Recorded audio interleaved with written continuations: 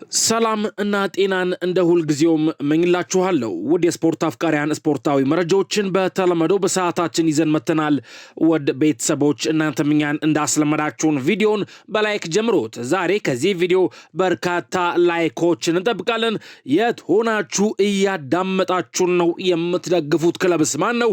እንዲሁም ስማችሁን ብጽፉልኝ ቀጣይ በሚኖረን የስፖርት ዝግጅት ፕሮግራም ላይ የጻፋችሁልኝን አስተያየት መልሼ ወደ እናንተ እያደረስኩኝ ስማችሁን እየጠራው ማመሰግናችሁ ይሆናል። ቀጥታ ወደ ስፖርታዊ መረጃዎች ስንሻገር ትናንት ምሽት በእንግሊዝ ፕሪሚየር ሊግ የተደረገ አንድ ተጠባቂ ጨዋታ ነበር። የጨዋታውን ውጤት በጨረፍታ ተመልክተን ከጨዋታውስ በኋላ ምን ተባለ የሚለውን በአጭሩ ተመልክተን ወደ ሌሎች አጫጭር የስፖርት መረጃዎች የምንሻገር ይሆናል። ማንቸስተር ዩናይትድ ወሳኝ ድል አሳክቷል። በእንግሊዝ ፕሪሚየር ሊግ መርሃ ግብር ማንቸስተር ዩናይትድ ከብሬንትፎርድ ጋር ያደረገውን ጨዋታ 2-1 ማሸነፍ ችሏል። ለማንቸስተር ዩናይትዶች የማሸነፊያ ግቦቹን ካዚሚሮና ቤንጃሚን ሴሽኮ ሲያስቆጥሩ ለብሬንትፎርድ ጄንሰን ከመረብ አሳርፈዋል። ማንቸስተር ዩናይትድ ማሸነፉን ተከትሎ ወደ አውሮፓ ቻምፒዮንስ ሊግ ለመመለስ ተቃርበዋል። ብሩኖ ፈርናንዴዝም በውድድር ዓመቱ 19 ለግብ የሆኑ ኳሶችን አመቻችቶ ማቀበል ችሏል። ማንቸስተር ዩናይትድ ከጨዋታው በኋላ 61 ነጥቦችን በመሰብሰብ በእንግሊዝ ፕሪሚየር ሊግ ከአርሰናልና ከማንቸስተር ሲቲ በመቀጠል ሶስተኛ ደረጃ ላይ ሲቀመጥ ተጋጣሚው የነበረው ብሬንትፎርድ ደግሞ በ48 ነጥቦች 9ኛ ደረጃ ላይ መቀመጥ ችሏል። በቀጣይም ቅዳሜ ብሬንትፎርድ ከዌስትሃም ዩናይትድ እንዲሁም እሁድ ማንቸስተር ዩናይትድ ከሊቨርፑል ጋር የሚጫወቱ ይሆናል። ከባድ ጨዋታ ነበር ብሏል ማጓየር። የማንቸስተር ዩናይትዱ ተከላካይ ሃሪ ማጓየር የምሽቱ ጨዋታ አስቸጋሪ እንደነበረ ተናግሯል። ከባድ ጨዋታ ነበር ያለው ማጓየር ጥሩ አጀማመር ነበረን፣ ከ25 ደቂቃዎች በኋላ ግን ተቆጣጥረነው ነበር ሲል ገልጿል። በሁለተኛው አጋማሽ ያደረጉት የአጨዋወት ለውጥ እንደረዳቸው ያነሳው ማጓየር በተወሰነ ተቆጣጥረነዋል፣ ጨዋታውን በተሻለ ሜዳውንም አካለናል ሲል ጨምሮ ተናግሯል። ድሉ ይገባናል ብሏል ሴሽኮ። ትናንት ምሽት የማንቸስተር ዩናይትድን አንድ ግብ ያስቆጠረው ቤንጃሚን ሴሽኮ በውጤቱ መደሰቱን ተናግሯል። ከጥሩ ቡድን ጋር መጫወት ቀላል አልነበረም ያለው ሴሽኮ ነገር ግን እስከ መጨረሻ ውጤቱን አስጠብቀናል፣ ድሉ ይገባናል ብሏል። ስለ ካዜሚሮ የሚያነሳው ሴሽኮ እሱ ማሽን ነው፣ መቼም አይቆምም፣ እሱ ስላለን ደስተኞች ነን፣ ብዙ አግዞናል ሲል ተናግሯል። ከፈርናንዴዝ ጋር ብዙ ልምምድ አብረን ሰርተናል፣ ዛሬ የሰራነውን ፍሬ ነው ያገኘ ነው ሲል ቤንጃሚን ሴሽኮ ድሉ ይገባናል ሲል ተደምጧል። ቤተሰቦች ቪዲዮን ላይክ ለማድረግ አሁንም አልዘገያችሁም፣ ላይክ አድርጉት። እንዲሁም ለዚህ የዩቲዩብ ቻናል አዲስ ኮናችሁ ሰብስክራይብ ማድረግ እንዳረሱ አሁኑኑ ሰብስክራይብ አድርጉ። እኔም ስፖርታዊ መረጃዎቼ ልቀጥል። በዚህ ሰዓት ትልቁ ጉዳይ ነጥቡ ነው ያለው ደግሞ ካሪክ ነው። የማንቸስተር ዩናይትድ ዋና አሰልጣኝ ማይክል ካሪክ ቡድኑ ባለፉት 2 ጨዋታዎች አስፈላጊ ነጥቦች ማግኘቱን ተናግሯል። በዚህ ሰዓት ትልቁ ጉዳይ ነጥቡ ነው ያለው ካሪክ ነጥቦችን መውሰድ ነበረብን፣ 2 ተከታታይ ጥሩ ውጤቶችን አግኝተናል ብሏል። ዛሬም ዋናው ዓላማችን 3 ነጥቡን መውሰድ ነበር፣ ሌላ ድልም አሳክተናል ብሏል ካሪክ። አሰልጣኝ ማይክል ካሪክ አያይዞም አማድ ዲያሎን በማዝራዊ የቀየረው በታክቲክ ውሳኔ መሆኑን አሳውቋል። በሌላ በኩል ስለ ካዜሚሮ የወደፊት ቆይታ የሚለወጥ ነገር ካለ ተጠይቆ እሱ ተዘግቷል ሲል ምላሽ ሰጥቷል። ኩኛ ከባድ ጉዳት አልገጠመውም። ማይክል ካሪክ የማንቸስተር ዩናይትዱ ተጫዋች ማቲያስ ኩኛ ከምሽቱ ጨዋታ ውጪ የሆነው በጉዳት መሆኑን አሰልጣኝ ማይክል ካሪክ አሳውቋል። ከቼልሲ ጨዋታ በኋላ መጠነኛ የጡንቻ ጉዳት እንዳገጠመው የገለጸው ካሪክ ዛሬ እንደሚመለስ አስበን ነበር፣ ነገር ግን በፍጥነት አላገገመም ብሏል። አክሎም ከባድ ጉዳት አይደለም የገጠመው፣ ነገር ግን እንዳለመታደል ዛሬ ምሽት ሊደርስ አልቻለም ሲል ተናግሯል። ብሩኖ ፈርናንዴዝ ሪከርድ ለመጋራት ተቃርቧል። የማንቸስተር ዩናይትድ አማካይ ብሩኖ ፈርናንዴዝ በዚህ ዓመት በሊጉ 19 ለግብ የሆኑ ኳሶችን አመቻችቶ ማቀበል ችሏል። በዚህም ብሩኖ ፈርናንዴዝ በሊጉ ታሪክ በአንድ ዓመት ብዙ ለግብ የሆኑ ኳሶችን በማቀበል ሪከርዱን ለመጋራት አንድ ብቻ ይቀረዋል። እነማን ብዙ አቀበሉ የሚለው ስንመለከት መሲት ኦዚል የቀድሞ የአርሰናል ተጫዋች 19 ለግብ የሆኑ ኳሶችን በአንድ ሲዝን ማቀበል ችሎ ነበር። እንዲሁም እንዲሁም ብሩኖ ፈርናንዴዝ የትናንት ምሽቱን ጨምሮ 19 ለግብ የሆኑ ኳሶችን በዚህ የውድድር ዓመት ለቡድን አጋሮቹ ማቀበል ችሏል። ገና ቀሪ ጨዋታዎችም እንዳሉ ሆነው ማለት ነው። ቤተሰቦች ኬቨን ዴብሮይን እና ቴሪ ሄንሪ እነዚህ ሁለት ተጫዋቾች ደግሞ ሪከርዱን ይዘውታል። 20 ለግብ የሆኑ ኳሶችን አመቻችተው ለቡድን አጋሮቻቸው ማቀበል ችለዋል ተብሏል። እና ብሩኖ ፈርናንዴዝ በቀጣይ አንድ አሲስት ማድረግ ከቻለ የቴሪ ሄንሪና የኬቨን ዴብሮይንን ሪከርድ የሚጋራ ይሆናል። እንዲሁም ከአንድ በላይ አሲስት ካደረገ ደግሞ የእንግሊዝ ፕሪሚየር ሊግ የምንጊዜም ከፍተኛ አሲስት አድራጊ በአንድ ሲዝን ይሆናል ማለት ነው። መረጃውን ሜን ስፖርት ይፋ አድርጎታል። ከውጤት ጥቆማ ወተን ሌሎች አጫጭር የስፖርት መረጃዎችን ስንመለከት ኒውካስትል ዩናይትድ ዊሳን ከስሮ ለመሸጥ ገዢ እየፈለገ ነው ተብሏል። ኒውካስትል ዩናይትድ አጥቂያቸው ዮአን ዊሳን ለመሸጥ ገዢ በማፈላለግ ላይ መሆናቸው ተገልጿል። ክለቡ ተጫዋቹን ከብሬንትፎርድ በ55 ሚሊዮን ፓውንድ ካስፈረመ አንድ ዓመት እንዳሉ ነው ይታወቃል። በኒውካስትል ዩናይትድ የረጅም ጊዜ ኮንትራት ያለው ዊሳ በክለቡ የመቆየት ፍላጎት እንዳለው ተገልጿል። ተጫዋቹ ባለፉት 16 ጨዋታዎች በቋሚነት ሰልፎ የተጫወተው አንድ ጊዜ ብቻ ነው።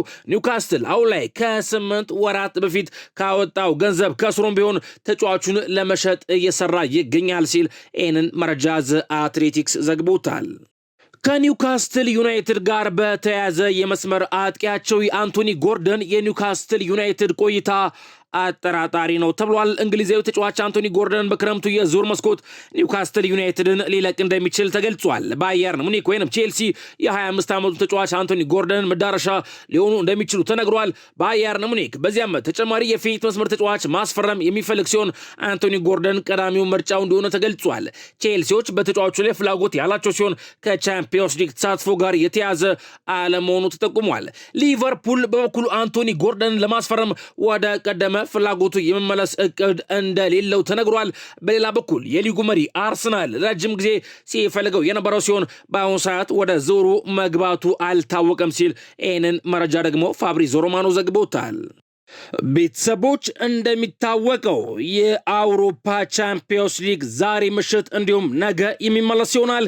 ዛሬ ምሽት በፈረንሳይ ፓሪስ ሴንት ጀርመን ከጀርመኑ ኃያል ክለብ ባየርን ሙኒክ ጋር የሚጫወት ይሆናል። እንዲሁም ነገ በስፔን አትሌቲኮ ማድሪድ ከአርሰናል ጋር የሚጫወት ይሆናል።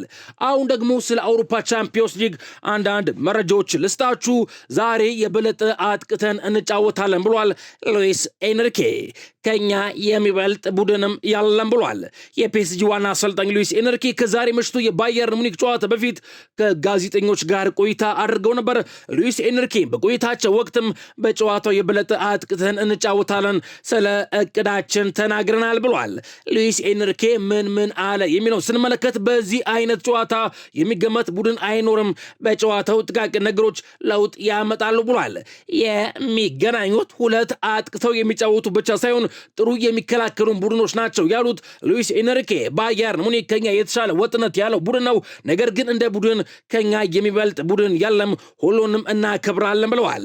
ዛሬ ማሸነፍ ከፈለግን ከመከላከል ይልቅ ማጥቃት ነው ያለብን፣ ሁለቱንም ጨዋታዎች ማሸነፍ እንፈልጋለን ብለዋል የፓሪስ ሴንት ጀርመኑ ዋና አሰልጣኝ ሉዊስ ኤንሪኬ። በግሌ የሚያጠቃ አሰልጣኝ ወዳለው የባየርን ሙኒክ ተጫዋቾችም ይመቹኛል ሲል ተደምጠዋል። እኛ ፒኤስጂዎች ነን፣ ሁሉንም ማድረግ እንችላለን ብሏል ክቫርቴሊያም። የፒኤስጂ የፊት መስመር ተጫዋች ክቪቻ ክቫርቴሊያ የዛሬ ምሽቱን ጨዋታ ከባድ ይሆናል ሲል ተናግሯል። ባየርን ሙኒክ በአሁኑ ሰዓት በጥሩ ቁመና ላይ መሆኑን እናውቃለን ያለው ክቪቻ ክቫርቴሊያ ነገር ግን እኛ ፒኤስጂዎች ነን ብሏል። አክሎም እኛ ሁሉንም ነገር የማድረግ አቅም አለን፣ በራሳችን አጫወት ከተጫወትን የትኛውንም ቡድን ማሸነፍ እንችላለን ሲል ተናግሯል። ከዓለም ምርጥ ቡድኖች አንዱን እንደምንገጥም እናውቃለን፣ ነገር ግን እኛም አንዱ ነን፣ ስለዚህ ያለንን ለመስጠት እንሞክራለን ሲል ክቪቻ ክቫርቴሊያ ጨምሮ ተናግሯል። ቤተሰቦች ፓሪስ ሴንት ጀርመን ወይንስ ባየርን ሙኒክ ዛሬ ማን ያሸንፋል? ጨዋታውስ ስንት ለስንት ይጠናቀቃል? የጨዋታውን ውጤት ቅድመ ግምታችሁን ኮሜንት መስጫ ቦክስ ላይ ጻፉልኝ። የ2025-26 የውድድር ዓመት የአውሮፓ ቻምፒዮንስ ሊግ መገባደጃው ደርሷል። ዛሬ በግማሽ ፍጻሜ መጀመሪያ ጨዋታ ፓሪስ ሴን ጀርመን ከባየርን ሙኒክ ጋር ይፋለማሉ። ይህን በጉጉት ብዛት ምራቅ የሚያሱት ጨዋታን እግር ኳስ የሚወዱ ሁሉ ቢመለከተው ተብሏል። ይህ ያለ ምክንያት አልተባለም። ሁለቱ ቡድኖች ለየብቻቸው 38 ግቦችን ተጋጣሚዎቻቸው ላይ ማስቆጠር ችለዋል። ሁለቱ ክለቦች በተሳተፉባቸው ጨዋታዎች ላይ ደግሞ በድምሩ 107 ግቦች ተመዝግበዋል። ዋና ዓላማቸው ማጥቃት የሆነው የሁለቱ ክለቦች የእርስ በርስ ግንኙነት በጉጉት ቢጠበቅ አይገርምም። ፓሪስ ሴን ጀርመንና ባየር ሙኒክ በሊግ ምዕራፍ አራተኛ ዙር ላይ ዛሬ በሚጫወቱበት ፓርክ እንደ ፕሪስ ተገናኝተው ባየርን ሙኒክ 2-1 ከዚህ ቀደም ማሸነፍ ይታወሳል። ፓሪስ ሴን ጀርመን ሊቨርፑልን፣ ባየር ሙኒክ ደግሞ ሪያል ማድሪድን በመርታት ነበር ለዛሬው የግማሽ ፍጻሜ ጨዋታ የበቁት። በዛሬው ጨዋታ በሁለቱም ክለቦች በኩል የጎላ የጉዳት ዜና የለም። የፈረንሳዩ ክለብ ፓሪስ ሴን ጀርመን ሶስተኛው ተከታታይ የግማሽ ፍጻሜ ጨዋታውን ያደርጋል። የትኛውም የፈረንሳይ ክለብ እዚህ ስኬት ላይ አልደረሰም። የዛሬ ምሽቱን ጨዋታ ካሸነፈ ደግሞ 100ኛ የአውሮፓ ቻምፒዮንስ ሊግ ድሉ ይሆናል። በዚህም ብቸኛው የፈረንሳይ ክለብ በመሆን አዲስ ታሪክ የሚጽፍ ይሆናል። ባየርን ሙኒክ በበኩሉ 22ኛ የአውሮፓ ቻምፒዮንስ ሊግ ግማሽ ፍጻሜው ለማድረግ ተዘጋጅቷል። የጀርመኑ ኃያል ክለብ ከዚህ ቀደም ካደረጋቸው 21 የግማሽ ፍጻሜ ደርሶ መልስ ጨዋታዎች በ11ዱ አሸንፎ ወደ ፍጻሜ ተሻግሯል። ምሽት 4 ሰዓት ላይ በፓርክ እንደ ፕሪስ ተጠባቂ ፍልሚያቸውን የሚያደርጉት ሁለቱ ክለቦች ከዚህ ቀደም 15 ጊዜ ተጫውተዋል። ሙኒክ 9 ጊዜ፣ ፓሪስ ሴን ጀርመን ደግሞ 6 ጊዜ ድል አጣጥመዋል። ዛሬስ ስዊዘርላንዳዊ ዋና ዳኛ ሳንድሮ ሼረር የሚመሩት ጨዋታ ምላሽ ይሰጠናል። ቤተሰቦች ፓሪስ ሴን ጀርመን ወይንስ ባየርን ሙኒክ ማን የሚያሸነፍ ይመስላችኋል? ኮሜንት መስጫ ቦክስ ላይ ጻፉልኝ። ባየርን ሙኒክ በአውሮፓ ቻምፒዮንስ ሊግ ከፒኤስጂ ጋር ያደረጋቸውን ያለፉት 5 ጨዋታዎችን ሙሉ በሙሉ ማሸነፍ ችሏል። 2021 ላይ በአውሮፓ ቻምፒዮንስ ሊግ ተገናኝተው በፓርክ እንደ ፕሪስ ነበር ጨዋታው የተደረገው። እናም ባየርን ሙኒክ 1-0 ማሸነፍ ችሏል። 2023 ላይ ደግሞ እንዲሁ በፓርክ እንደ ፕሪስ ተገናኝተው ባየርን ሙኒክ 1-0 ማሸነፍ ችሏል። 2023 ላይ በአሊያንዝ አሬና በተደረገ ጨዋታ ባየርን ሙኒክ 2-0 ማሸነፍ ችሏል። 2024 ላይ ደግሞ በአሊያንዝ አሬና በተደረገ ጨዋታ ባየርን ሙኒክ 1-0 ማሸነፍ ችሏል። እንዲሁም በፓርክ እንደ ፕሪስ በተደረገ ጨዋታ ባየርን ሙኒክ 2-1 በሆነ ውጤት ማሸነፍ ችሏል። እንዲሁም የፓሪስ ከተማ ለፒኤስጂ ድጋፍ ያሳያል ተብሏል። የፈረንሳዩ ፓሪስ ከተማ ከባየር ሙኒክ ጋር ስለሚጫወተው ፒኤስጂ ያለውን ድጋፍ እንደሚያሳይ ተነግሯል። የፓሪስ ከተማ አዳራሽ በፒኤስጂ ሰማያዊና ቀይ ቀለማትም እንደሚያሸበረቅ ተገልጿል። በአዳራሹ የፊት ገጽታ የክለቡ አርማ የሚታይ ሲሆን ይህም እስከ መልሱ ጨዋታ ይቆያል ተብሏል። ፒኤስጂ ዛሬ ምሽት 4 ሰዓት ላይ ከባየርን ሙኒክ ጋር የመጀመሪያ ጨዋታውን የሚያደርግ ይሆናል። በሌላ መረጃ የአትሌቲኮ ማድሪድ እና የአርሰናልን ጨዋታ የሚመሩት ዳኛ ታውቀዋል ተብሏል። የፊታችን ረቡዕ አትሌቲኮ ማድሪድ ከአርሰናል ጋር የሚያደርጉትን የአውሮፓ ቻምፒዮንስ ሊግ ጨዋታን የሚመሩት ዳኛ ታውቀዋል። በሪያድ ኤር ሜትሮፖሊታኖ ስታዲየም የሚደረገውን ጨዋታ ኔዘርላንዳዊ ዳኛ ዳኒ ማኬሌ በመሃል ዳኝነት እንዲመሩ ተመርጠዋል።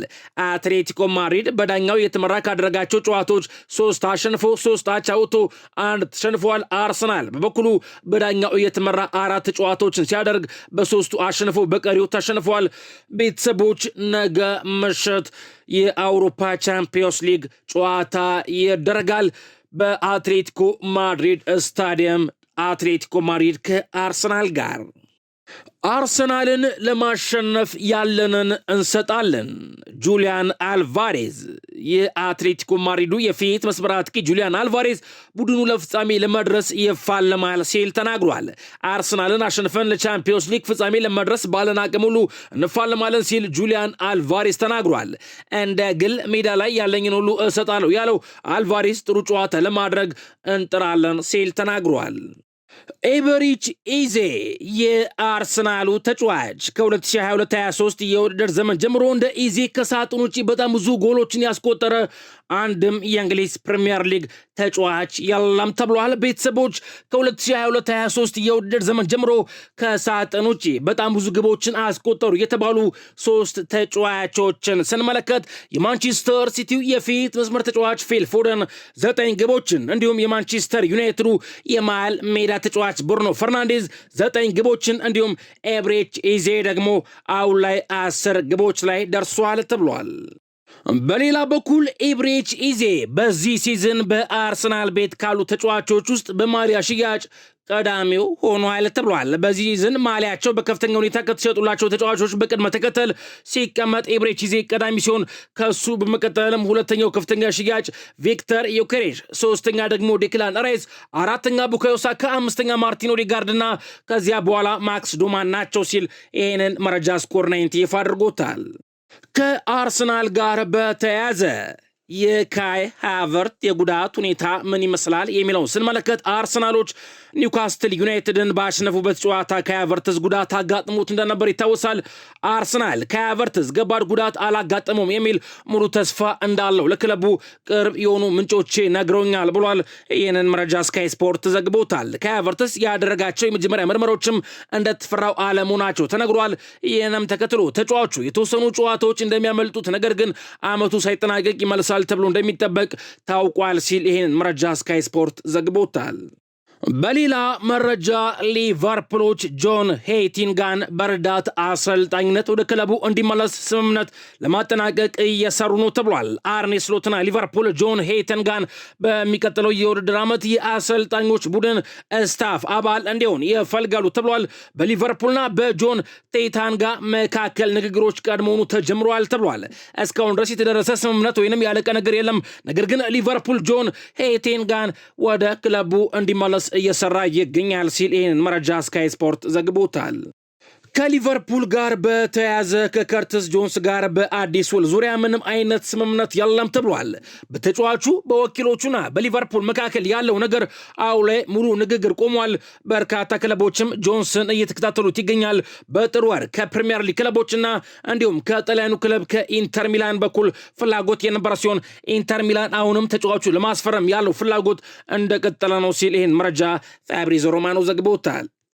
ሊቨርፑሎች በዚህ ክረምት የቤኔፊካውን አማካይ ኦርኩን ኮክቹን ለማስፈረም ይፈልጋሉ ተብሏል። በአሁኑ ወቅትም በቤሺክታሽ በውሰት የሚገኘው የ25 ዓመቱ ተጫዋች ቀደም ሲል በፌኖርድ በነበረው ቆይታ በአርኔ ስሎት ስር ሰልጥኖ ነበር ሲል ይህንን መረጃ ሚረር ስፖርት ዘግቦታል። በሌላ መረጃ በዓለም ዋንጫ አዲስ ሕግ እንመለከታለን ተብሏል። ፊፋ በቀጣዩ የ2026 የዓለም ዋንጫ ውድድር አዲስ የማስጠንቀቂያ ካርድ ደንብ ለማስተዋወቅ አስበዋል ተብሏል። በአዲሱ የይፋ ደንብም ከምድብ ጨዋታዎች መጠናቀቅ በኋላ ተጫዋቾች ያዩት ቢጫ ካርድ በይቅርታ እንደሚሰረዝ ተገልጿል። ይህ ደንብ ተጫዋቾች በቢጫ ካርድ ጥርቅም ምክንያት የጥሎ ማለፍ ጨዋታ እንዳያመልጣቸው ለማድረግ ያለመ መሆኑ ተነግሯል። ከዚህ በፊት ቢጫ ካርዶች የሚሰረዙት ከሩብ ፍጻሜ ጨዋታዎች በኋላ ሲሆን አሁን ላይ ግን ይህን ጨምሮ 2 ጊዜ እንደሚሆን ተሰምቷል ሲል ይህን መረጃ ስካይ ስፖርት ዘግቦታል። ከዓለም ዋንጫው ጋር በተያያዘ የዘንድሮን የ2026 የዓለም ዋንጫ ውድድር ገቢ ወደ 9.3 ቢሊዮን ገደማ እንደሚጠጋ ተገልጿል። የዓለም ዋንጫ ውድድር አሸናፊው ብሔራዊ ቡድን 42 ሚሊዮን ዩሮ ሽልማት ይሰጠዋል ተብሏል። ይህንን መረጃ ዘ አትሌቲክስ ዘግቦታል። በሌላ በኩል በውድድሩ የሚሳተፉ 48 ብሔራዊ ቡድኖች እያንዳንዳቸው 9 ሚሊዮን ዩሮ እንደሚሰጣቸው ይጠበቃል ተብሏል። በጉጉት የሚጠበቀው የዓለም ዋንጫ ውድድር ከ46 ቀናት በኋላ የሚጀመር ይሆናል። በሌላ መረጃ የማንቸስተር ዩናይትዱ የፊት መስመር ተጫዋች ቤንጃሚን ሴሽኮ የዝውውር ክፍያ ከፍ ብሏል ተብሏል። በውድድር ዘመኑ መጨረሻ የቤንጃሚን ሴሽኮ ዝውውር ሂሳብ ጥቅል 80.5 ሚሊዮን ዩሮ ይደርሳል ተብሎ ይጠበቃል ተብሏል። የተጫዋቹ ዋና የዝውውር ሂሳብ 76.5 ሚሊዮን ዩሮ ሲሆን በዚህ ዓመት መጨረሻ ተጨማሪ 4 ሚሊዮን ዩሮ ክፍያ ይፈጽማል ተብሏል። በዚህ ዓመት መጨረሻ የሚፈጸመው ክፍያ በጨዋታ ብዛት፣ ጎልና ቻምፒዮንስ ሊግ ተሳትፎ ምክንያት ነው ተብሏል። የተጫዋቹ የዝውውር ሂሳብ አጠቃላይ በሚቀጥሉት ዓመታት 85 ሚሊዮን ዩሮ ይደርሳል ተብሎ ይጠበቃል ነው የተባለው። በተጨማሪም ከሌፕዚግ ጋር የወዳጅነት ጨዋታ የሚያደርጉ ሲሆን ማንቸስተር ዩናይትድ ሙሉ ገቢውንም ሌፕዚግ ይወስዳል ሲል ይህንን መረጃ ሜን ስፖርት ዘግቦታል። ባርሴሎና ለዋንጫ ድሉ በዓል ዝግጅት ጀመረ። ቤተሰቦች ይህንን መረጃ ሙንዶ ዲፖርቲቮ ዘግቦታል። የካታላኑ ክለብ ባርሴሎና የስፔን ላሊጋን በ11 ነጥብ ልዩነት በመምራት ላይ ይገኛል። ባርሴሎናን በቀጣዩ ሳሱናን አሸንፎ ሪያል ማድሪድ ነጥብ የሚጥል ከሆነ ቻምፒዮንነቱን የሚያረጋግጥ ይሆናል። ባርሴሎና አሁን ላይ የዋንጫ ድሉን በጎዳና ላይ በሚያከብርበት ሁኔታ የዝግጅት ስራ መጀመሩ ተገልጿል። የስፔን ሱፐር ካፕን ያሳኩት ባርሴሎና ላሊጋውን ካሸነፉ ሁለተኛ ዋንጫቸው ይሆናል ተብሏል። ሉካ ሞድሪች ክሮሺያዊው የኤሲ ሚላን የመሃል ሜዳ ተሰላፊ ባጋጠመው ጉዳት ምክንያት ከዚህ የውድድር ዓመት ውጪ ሆኗል ተብሏል። ክሮሺያዊ የመሃል ሜዳ ተሰላፊ ሉካ ሞድሪች ክለቡ ኤሲ ሚላን ከጁቬንቱስ ጋር ሲጫወት ጉዳት አስተናግዶ ከሜዳ ተቀይሮ ለመውጣት ተገዶ ነበር። ሉካ ሞድሪች አሁን ላይ የጉንጭ አጥንት መሰበር አደጋ እንዳጋጠመውና በቀጣይ ቀዶ ጥገና እንደሚያደርግ ተገልጿል። በዚህ ምክንያት ሉካ ሞድሪች ከቀሪው የውድድር ዓመት ውጪ መሆኑ ተነግሯል። የክሮሺያ ብሔራዊ ቡድን አምበል የሆነው ሞድሪች ለዓለም ዋንጫ ውድድር ግን ዝግጁ እንደሚሆን ይጠበቃል ሲል ይህን መረጃ ጋዜጣ ዴሎ ስፖርት ዘግቦታል። በሌላ መረጃ በአሰልጣኝ ፔፕ ጋርዲዮላ የሚመራው ማንቸስተር ሲቲ የወርሃ ሚያዝያ የወሩ ምርጥ ተጫዋች 3 እጩዎችን ይፋ አድርጓል። ቤተሰቦች ምስሉ ላይ እንደምትመለከቱት በርናንዶ ሲልቫ፣ አብዱኮደር ኩዛኖቭ እና ኒኮ ኦሪሌ የማንቸስተር ሲቲ የወርሃ ሚያዝያ የወሩ ምርጥ ተጫዋች 3 እጩ ሆነው መቅረብ ችለዋል። ለእናንተ የወሩ ምርጥ ተጫዋች ማን ነው? ምርጫችሁ የሆነን ተጫዋች ስም ኮሜንት መስጫ ቦክስ ላይ ጻፉልኝ። ከማንቸስተር ሲቲ ጋር በተያያዘ ናታን አኬ ማንቸስተር ሲቲን ሊለቅ ነው ተብሏል። ኔዘርላንዳዊ ተከላካይ ናታን አኬ በውድድር ዘመኑ መጨረሻ ከማንቸስተር ሲቲ ጋር ሊለያይ እንደሚችል ተገልጿል። በውሉ 1 ዓመት የሚቀረው ናታን አኬ ከ6 ዓመታት ስኬታማ ቆይታ በኋላ ከማንቸስተር ሲቲ ጋር ይለያያል ተብሎ ይጠበቃል ተብሏል። የ31 ዓመቱ ናታን አኬ በጥር የዝውውር መስኮት የተለያዩ ክለቦችን ቀልብ ስቦ እሱም ለመልቀቅ ፈቃደኛ ነበር። ይሁን እንጂ በማንቸስተር ሲቲ የነበረው ተከላካዮች ጉዳት ከመልቀቅ አስቆሞት ነበር። በሌላ በኩል በርካታ ክለቦች የኒኮ ጎንዛሌዝን የማንቸስተር ሲቲን ሁኔታ እየተከታተሉ እንደሆነ ታውቋል ሲል ይሄን መረጃ ፋብሪዞ ሮማኖ ዘግቦታል።